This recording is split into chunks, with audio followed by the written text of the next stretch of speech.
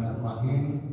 Selanjutnya mohon hormat Pak Ustaz untuk dapat memberikan kajian pada pagi hari. Kepada beliau kami persilakan.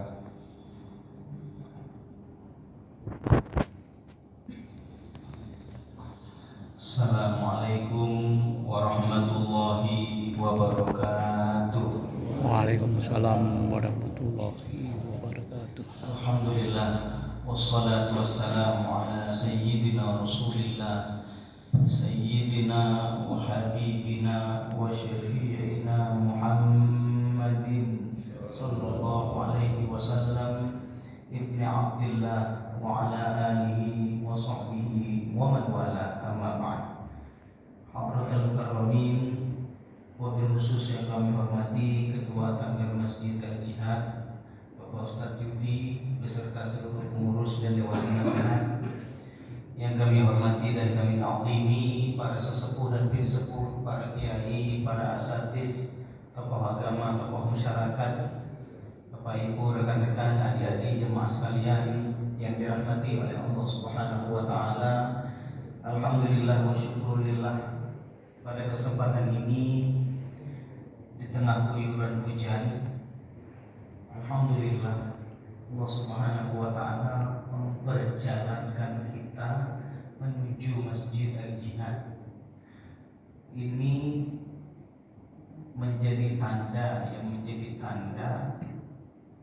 bahwa Allah Subhanahu wa taala ridho sama kita. Tandanya adalah sebagaimana yang disampaikan Al-Imam Ibn Athaillah As-Sakandari, kalau pengen tahu Allah itu ridho dengan kita atau tidak, lihat di mana Allah tempatkan kita dan dalam keadaan apa.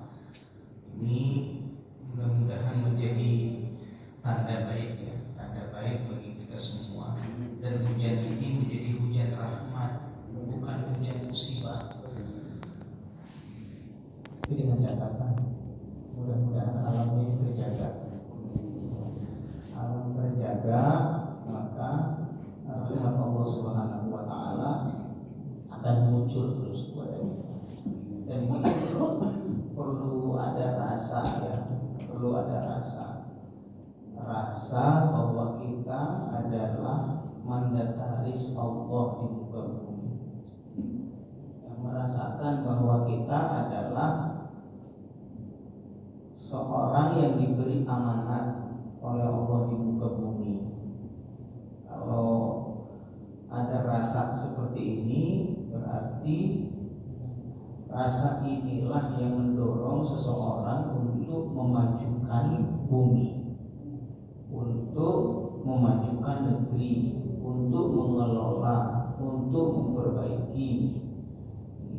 Kalau ada rasa bahwa dia adalah mandataris Allah, seseorang yang diberi mandat oleh Allah untuk hidup di muka bumi.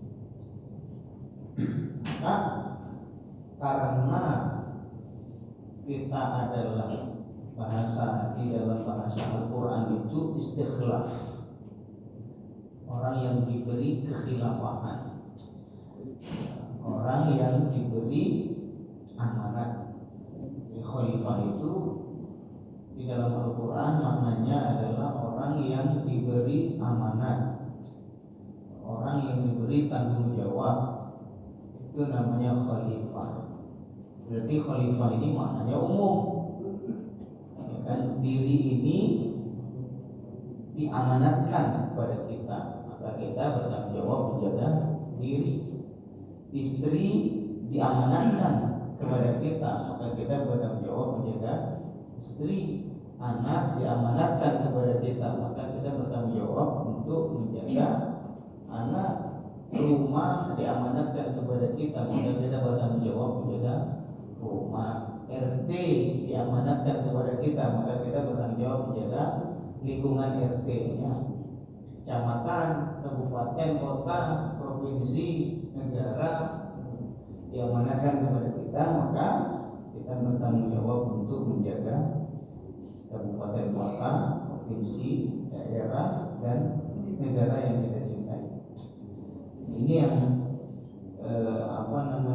hadis-hadis dan perbuatan Rasulullah SAW mendorong untuk ini, ya, untuk merasakan bahwa kita adalah pemegang amanat, pemegang mandat dari Allah Subhanahu wa taala untuk mengelola bumi di mana kita berpijak.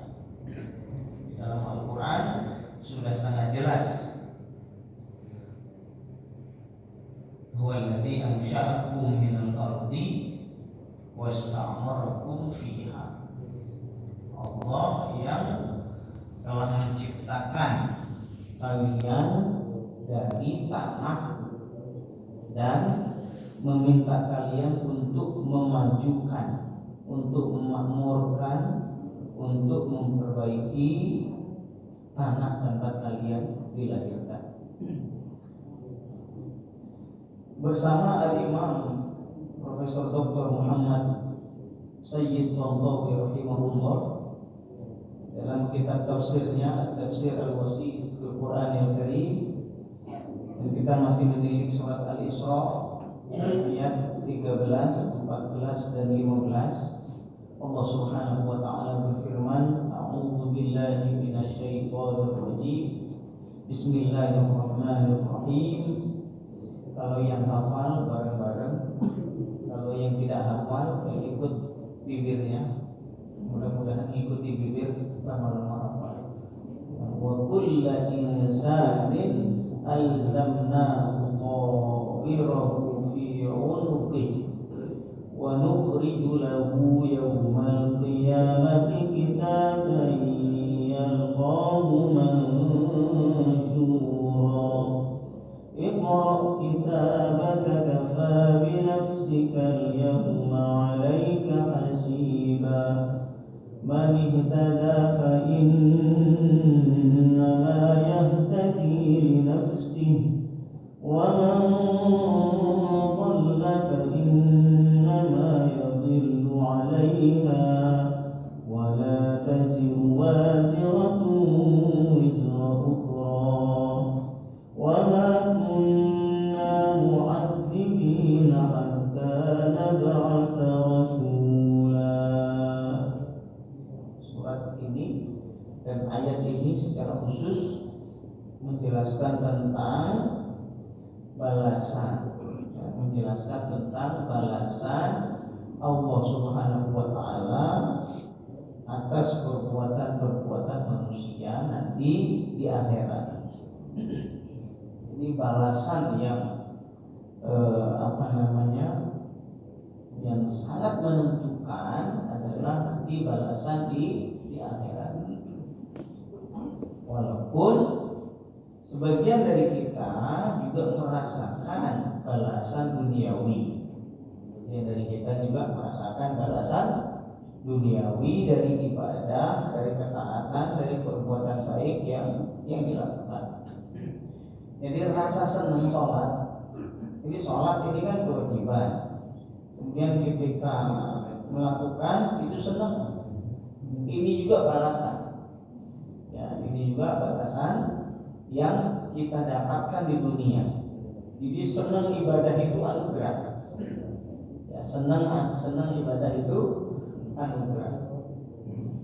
Ada orang karena biasa sholat, gitu ya, biasa sholat, terus dia nggak sholat itu ada sesat di sini, sesat di sini. Nah ini tanda bahwa sholat dia diterima oleh Allah Subhanahu wa taala. Tanda. Jangan sombong juga gitu.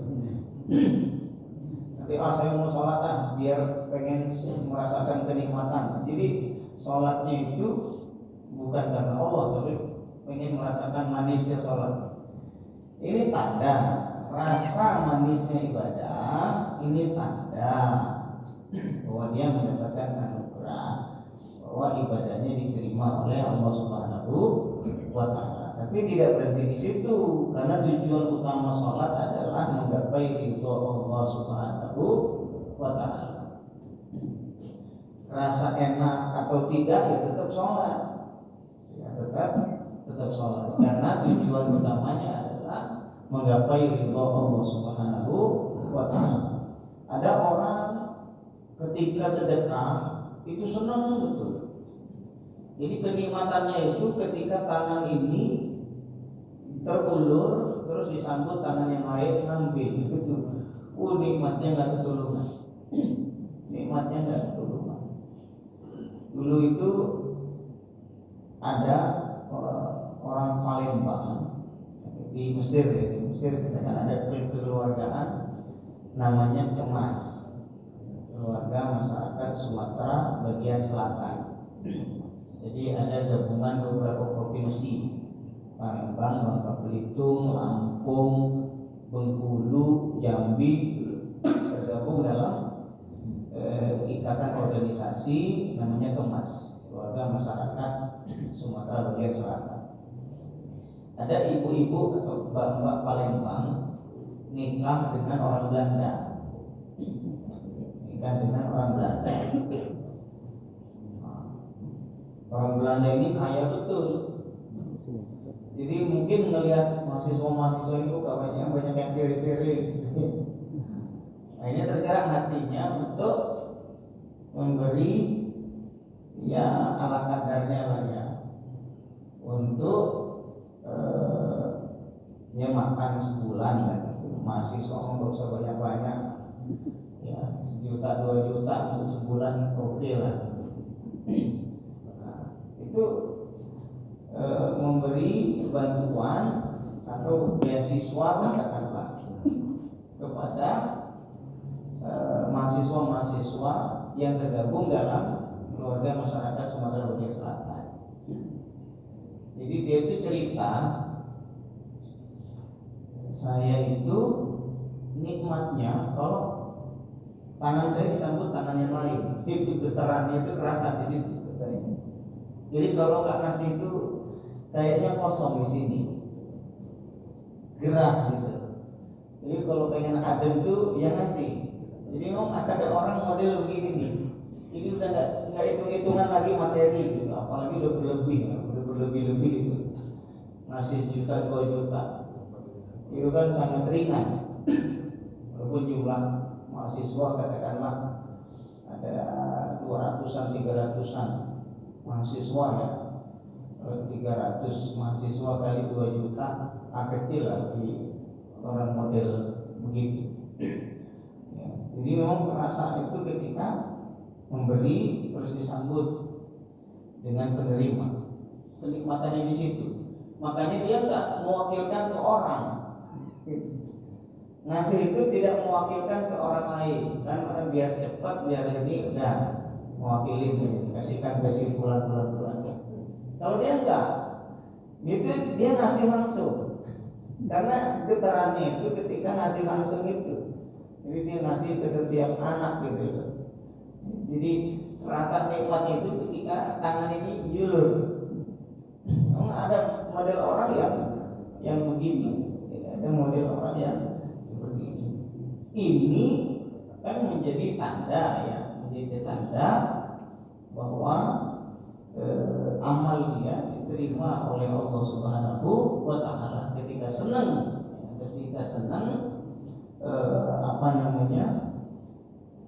memberi atau melakukan ibadah, melakukan ketaatan karena Allah Subhanahu wa Ta'ala.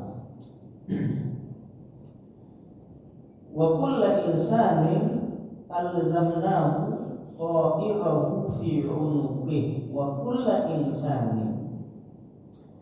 Di sini objeknya dimajukan. Objeknya dimajukan. Dan seluruh manusia kami kalungkan di lehernya amal-amalnya. Dan seluruh manusia kami kalungkan ta'irahu, kami kalungkan dia ta'irahu amal-amalnya fi unuqihi, di lehernya. Jadi objeknya dimajukan. Kan biasanya objek itu di belakang. Pertama subjek, dua predikat, tiga objek, kan gitu ya. Kami kalungkan manusia amal-amalnya di leher mereka. Kami mengalungkan amal-amal manusia. Kami mengalungkan manusia amal-amalnya. Ini manusianya dimajukan. Seluruh manusia kami kalungkan. Dia To'ir bahasanya di sini To'ir. Ya, Imam Muhammad Sayyid Tantawi rahimahullah menyebutkan di sini summa saqa subhanahu wa ta'ala suratan min suwar hadha tafsir al-muhkam fi kulli syai'. Karena di ayat sebelumnya Allah mengatakan wa kullu syai'in fassalnahu tafsila, dan segala sesuatu kami detailkan sedetail-detailnya. Kemudian pendetailan itu ada di ayat selanjutnya. Wa kullu insanin anzalnahu ta'irahu fi 'unuqi. Yang dimaksud dengan ta'ir ini kan artinya burung. Ta'ir ini artinya burung. Wa kullu insanin, dan setiap manusia alzamnahu kami kalungkan, kami lekatkan baginya dia ta'irahu burung-burungnya. Kan gitu, artinya kan gitu. Ta'irahu artinya kami kalungkan di leher manusia burungnya. Ta'ir artinya burung. Tapi yang dimaksud dengan burung di sini adalah amal. Wal muradu bi ta'irihi amaluhu sadiru anhu bi ikhtiyarihi wa kasbih. Jadi yang dimaksud dengan ta'ir atau burung di sini adalah amal-amalnya yang muncul dari dia bi ikhtiyarihi wa kasbih, dengan sukarela dan usahanya sendiri. Jadi amal-amalnya yang dia munculkan dengan sukarela, dengan kehendaknya dan usahanya sendiri. Hasba ma qaddarahu Allah Ta'ala alaihi min khairin wa syarr, sesuai dengan apa yang Allah takdirkan untuk dia, perbuatan baik maupun perbuatan buruk. Wa alzamnahu kulla insanin mukallafin amalahun natija anhu ilzaman la fikaka lahu minhu. Jadi kami lekatkan manusia perbuatan-perbuatannya, pelekatan yang tidak bisa lepas sama sekali, wala qudrata lahu ala mufaraqatihi, dan tidak ada kemampuan dia untuk memisahkan perbuatannya dari lehernya. Jadi dikalungkan. Maka Al-Imam Sayyid Tantawi menyebutkan wa abbara subhanahu an amalil insan bi ta'irihi. Kenapa Allah Subhanahu wa taala menyebutkan perbuatan manusia tadi di Al-Qur'an di sini dibahasakan dengan burungnya? Karena orang Arab dulu kalau mau melakukan apapun itu patokannya burung. Kalau mau melakukan apapun patokannya burung. Fa idza safaru wa marra bihim at-tayr zajaru. Fa in marra bihim sanihan. Jadi kalau burungnya itu datangnya dari arah kiri ke kanan, tayammanu wa tafa'alu. Mereka senang, optimis. Gitu ya, optimis. Kenapa? Karena ya amalnya atau perbuatannya baik, yang dari kiri menuju kanan, dari kiri menuju ke kanan. Jadi kalau burungnya dari kiri ke kanan, berarti perbuatannya ini bagus. Jadi itu tradisi orang Arab jahiliyah dulu gitu. Wa in marra barihan, kalau burungnya itu datang dari kanan menuju ke kiri, tasya'amu, mereka pesimis, jelek, dari yang bagus ke yang jelek. Falamma nasabul khaira wa syarra ila ta'ir, ketika mereka menisbatkan, melekatkan perbuatan baik atau buruk kepada burung, maka Allah Subhanahu wa taala membahasakan amal manusia dengan burung. Dengan burung. Ini kan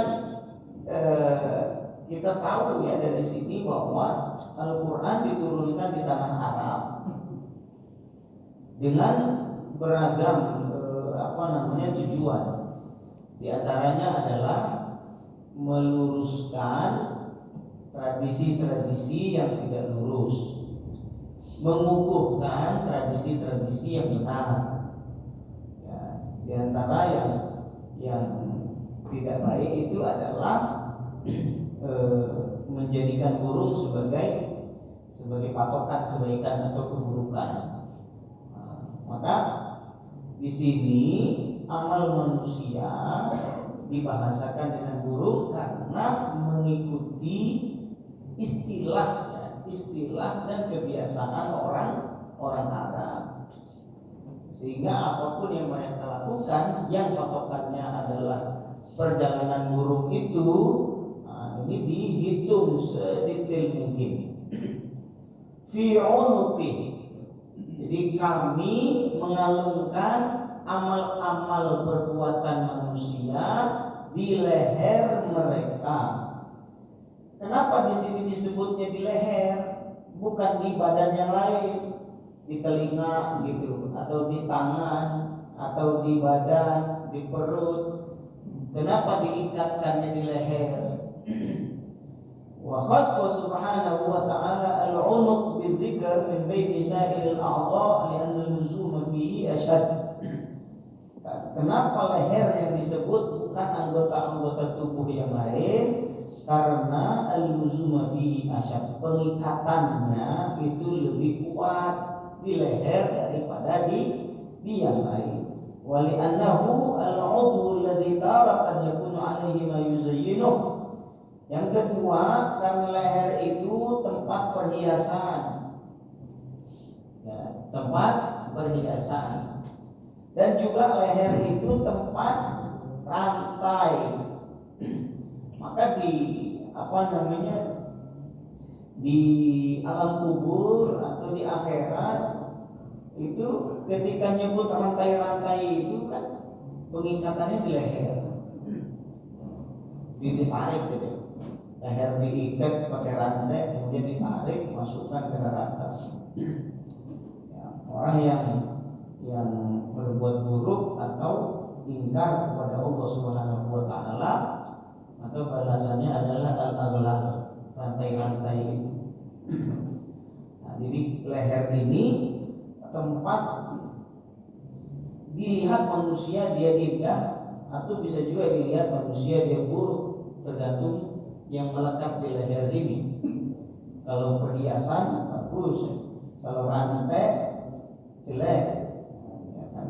Ada anak-anak muda sekarang itu rantai di leher biar kelihatan gagah. Jadi rantai sepeda itu harus dikalungkan di leher. Ya Allah. Ada juga yang kecil. Yang unik juga ada mahasiswa juga yang model begitu. Ketika masuk kelas apa di leher? Biasa apa? Copot. Emang di sini anak pang. Ini kuliah. Masih perkuliahan lehernya ada rantai di mana? Ya Allah. Memang anak-anak kuliah dulu sama sekarang beda.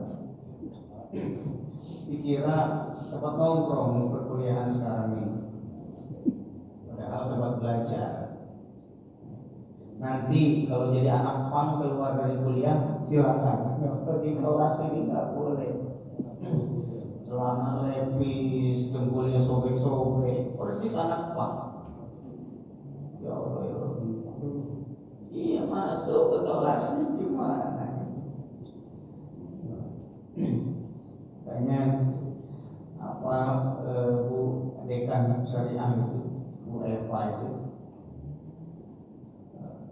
keras betul. Kalau anak pakaiannya, penampilannya nggak bagus, keluarkan dari kelas. Jangan boleh masuk. Ya, iyalah, ada tempat-tempatnya. Ada tempat-tempatnya. Ya mudah-mudahan Allah jaga generasi kita ke depannya, anak-anak kita, cucu-cucu kita. Kalau melihat berita itu ngeri betul, anak-anak kecil udah megangnya arit, bukan arit ini untuk ngarit rumput makan sapi, bukan, arit untuk kelahi. Udah nggak mikir lagi ini nyawa, gitu. Padahal nyawa cuma satu. Jadi ini disebut di dalam Al-Quran, dibahasakan dengan burung, kemudian diikatkan di leher. Ini maknanya adalah manusia itu tidak akan lepas dari perbuatannya sedikit pun. Sampai dikalungkan itu kan jadi tanda nih, ini amal A, B, C, D, ini amal dia, nggak ketuker. Ini maksudnya, artinya setiap perbuatan manusia itulah yang bertanggung jawab, tidak ketuker sama yang lain, karena udah dikalungin, gitu ya. Sudah dikalungkan masing-masing. Kalau pengen tahu amalnya, udah lihat aja kalungnya itu, yang ada di lehernya. Ini sama dengan ayat yang lain, ya, di surat Az-Zalzalah. Faman ya'mal mithqala dzarratin khairan yarah wa man ya'mal mithqala dzarratin syarran yarah. Barang siapa yang melakukan satu perbuatan baik walau kecil, di sini disebutkan mithqala dzarrah. Miskol itu bukan telepon ya. Miskol itu kecil. Zarrah itu atom, partikel yang terkecil, itu zarrah. Diartikan di terjemahan itu dengan sekecil sebiji zarrah. Zarrah itu kan sebenarnya partikel paling kecil, ya, atom, ya, yang paling kecil itu namanya zarrah. Tapi ada juga yang terjemahinnya dengan sekecil biji sawi. Biji sawi. Sebenarnya zarrah itu kan bukan biji sawi, itu zarrah itu atom. Makanya orang yang ahli atom itu namanya alim zarrah. Alim zarrah, orang yang ahli atom. Atom apa atomnya? Ya atom itu partikel unsur terkecil. Walaupun perbuatan itu sedikit sekali, itu akan Allah lihat, pasti Allah lihat. Ya Rabbu, pasti Allah melihatnya. Wa may ya'mal mithqala dzarratin syarran yarah. Barang siapa yang melakukan amalan walau kecil betul, syarran, amal buruk, yarahu, pasti Allah melihatnya. Di ayat yang lain juga sama, innama tujzauna ma kuntum ta'malun. Sejatinya kalian dibalas sesuai perbuatan-perbuatan yang dulu kalian lakukan. Artinya apa? Bahwa perbuatan manusia itu betul-betul terjaga, sedikit maupun banyak, dicatat siang maupun malam, pagi maupun sore, setiap saat. Kemudian ayat tersebut dilanjutkan, wa nukhriju lahu yaumal qiyamati kitaban yalqahu mansyura. Wa nukhriju lahu, dan kami mengeluarkan untuknya setelah diikat, dikalungkan di leher. Wa nukhriju lahu, kami mengeluarkan untuknya yaumal qiyamati, pada hari kiamat, kitaban, ya, satu kitab, satu catatan, yalqahu, yang dia temukan, yang dia hadapi, mansyura, terbuka. Ya, kitab di sini artinya adalah catatan-catatan amal manusia. Ya, jadi dikalungkan di dalam kitab juga ada, dalam catatan juga ada. Maftuhan bihaitsu yastati'u qira'atahu. Jadi catatan-catatan itu ketika dihadapkan dalam keadaan terbuka. Ini juga menjadi dalil ya. Bukunya itu kayak mana, tertutup atau kebuka di sini. Jadi ketika di akhirat itu kita dikasih catatannya langsung kebuka, tidak tertutup, langsung kebuka. Bihaitsu yastati'u qira'atahu, sehingga dia bisa langsung baca. Orang kan kalau gemeter, ini kalau ketutup nih, kelihatannya buruk semua ini, tapi kamu buka. Tapi ini mau tidak mau dia melihat, membaca langsung karena sudah langsung terbuka. Wa maksyufan bihaitsu la yamliku ikhfa'a syai'in minhu. Jadi memang terlihat jelas, catatan-catatannya itu terlihat jelas, bukan lagi menit mainannya tapi detik. Bahkan kalau ada waktu yang lebih kecil dari detik, itulah jadi detail betul dicatat, dan tidak ada yang bisa menutupi atau dia pura-pura nggak tahu, nggak bisa, pasti tahu. Kalau di dunia mungkin aja pura-pura nggak tahu, mungkin nggak mau nengok, mungkin saja. Tetapi di akhirat tidak. Kitabun zaharat fihi al-khabaya wal asrar zuhuran yughni an syuhud wal jidal. Jadi satu catatan yang menyingkap semua yang tersembunyi, ya, yang tidak akan mungkin lagi ada persengketaan, karena udah jelas betul, nggak mungkin debat lagi udah. Ini di tanggal sekian saya akan melakukan ini, enggak. Di akhirat nggak bisa, udah jelas kamu lakukan. Mungkin di persidangan, di depan Pak Hakim, di pengadilan bisa aja, bisa aja. Enggak, yang bunuh bukan saya, orang tanggal sekian saya ada di sono, bukan di sini. Mungkin saja buktinya dihilangkan, datangkan saksi palsu, bisa aja.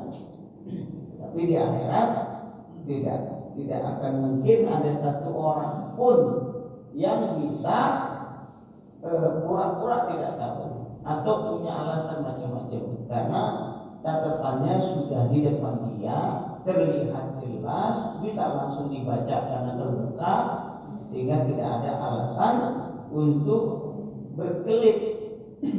Kitabun mustamilun ala kulli saghiratin wa kabiratin.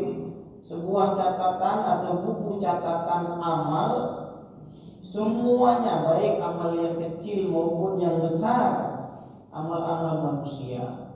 Maka dari sini kan kita tidak bisa meremehkan amal yang kecil. Ini mah biasa aja, ini mah kecil, ini nggak ngaruh. Tapi di sisi Allah Subhanahu wa Ta'ala pengaruhnya besar. Bisa jadi amal yang kecil inilah yang diterima kemudian menjadi pendobrak bagi kebaikan dia. Bisa jadi, ya kan? Kama qala ta'ala, sebagaimana yang Allah firmankan di ayat yang lain, wa nad'ul mawazinal qista liyaumil qiyamah fala tuzlamu nafsun syai'a. Kami meletakkan timbangan-timbangan keadilan pada hari kiamat, tidak ada satu jiwa pun yang dizolimi. Wa in kana mithqala habatin min khardalin ataina biha wa kafa bina hasibin. Walaupun perbuatan itu sangat kecil, kami akan datangkan. Wa kafa bina hasibin, cukuplah kami yang hitung. Cukuplah kami yang menghitung.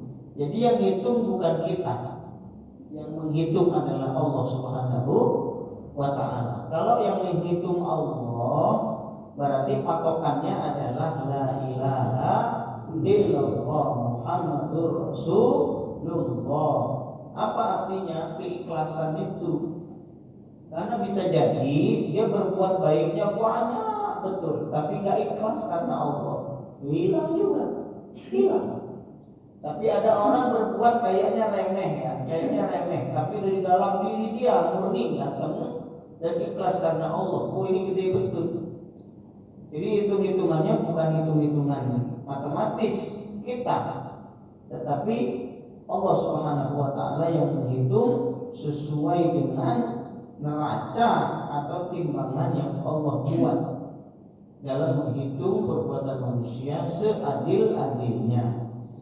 Iqra kitabak, maka ketika catatan amal manusia Allah keluarkan dalam keadaan terbuka, Allah langsung berkata kepada manusia, Iqra kitabak, kafa bi nafsika al-yawma 'alaika hasiba.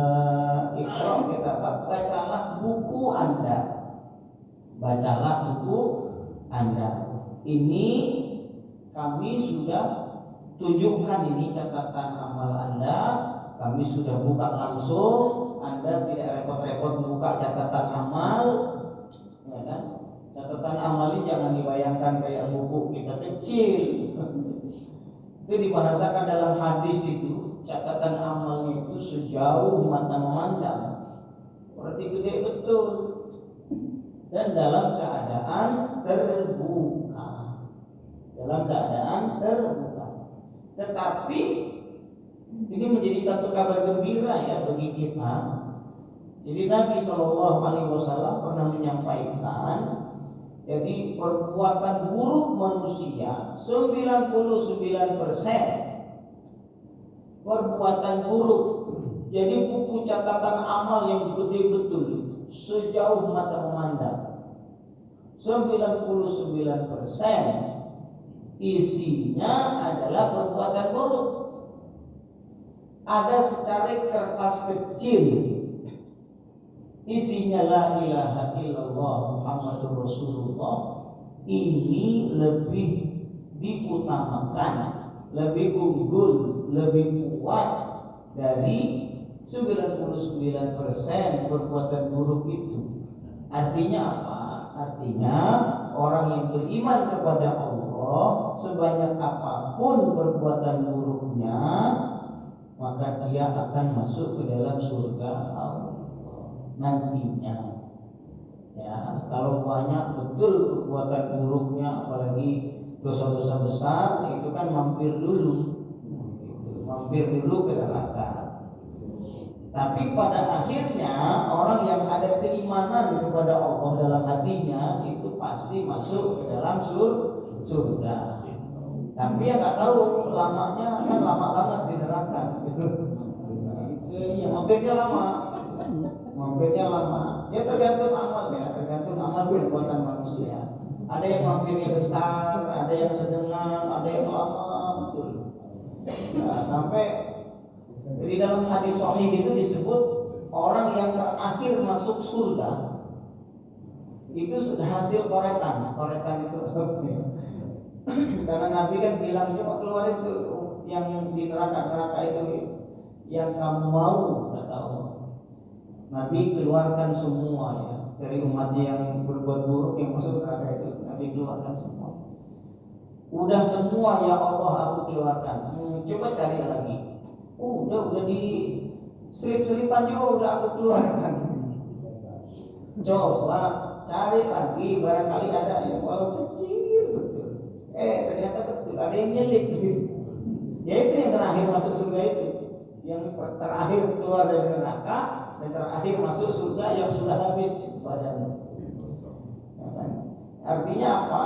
Artinya ketika keimanan ini ada dalam diri seseorang, maka dia pasti masuk ke dalam surga Allah. Tapi ya tadi bisa mampir dulu. Mampirnya bisa cepat, bisa sedang, bisa lama, bisa lama sekali. Nah, dan kita mudah-mudahan tidak perlu mampir, langsung masuk ke dalam surga. Ya mudah-mudahan ya, kalau melihat dari wajah-wajah banyak, wajah-wajah optimis, ya kan? Optimis masuk ke dalam surga Allah. Jadi kalau melewati jembatan Sirat itu hanya memejamkan mata, kemudian melek lagi udah nyampe, gitu. Cepet gitu. Hanya kedipan mata. Ada juga kayak kilat, gitu ya. Jadi orang-orang yang cahayanya sempurna itu ya, melewati jembatan sirat itu ya, seperti kilat atau kedipan mata, atau paling tidak kuda yang larinya kenceng. Gitu ya, jangan ngesot. Yang ngesot udah susah tuh. Susah ngesot aja. Ya, kita mau cepat. Ya. Nah, itu salah satu tandanya adalah dengan sholat subuh berjamaah di masjid. Kata Nabi, "Basyaril masyahina fil zulami ilal masajidi bin nurit tami yaumal qiyamah." Jadi kasih kabar gembira orang-orang yang jalan gelap-gelap menuju masjid, kabar gembira dengan cahaya yang sempurna di hari kiamat nanti. Gelap-gelap ke masjid itu ya subuh, gitu. Ya, apalagi hujan kayak ini kan bawa payung, wah, ini surganya tinggi betul lah. Mudah-mudahan kita semua husnul khatimah. Kalau kita maka kafa bi nafsika al-yawma 'alaika hasiba. Kemudian di di ayat berikutnya Allah Subhanahu wa taala berfirman, dan ini kaidah umum litahmila kulla insanin natijata amalih, ya, bahwa setiap orang membawa balasan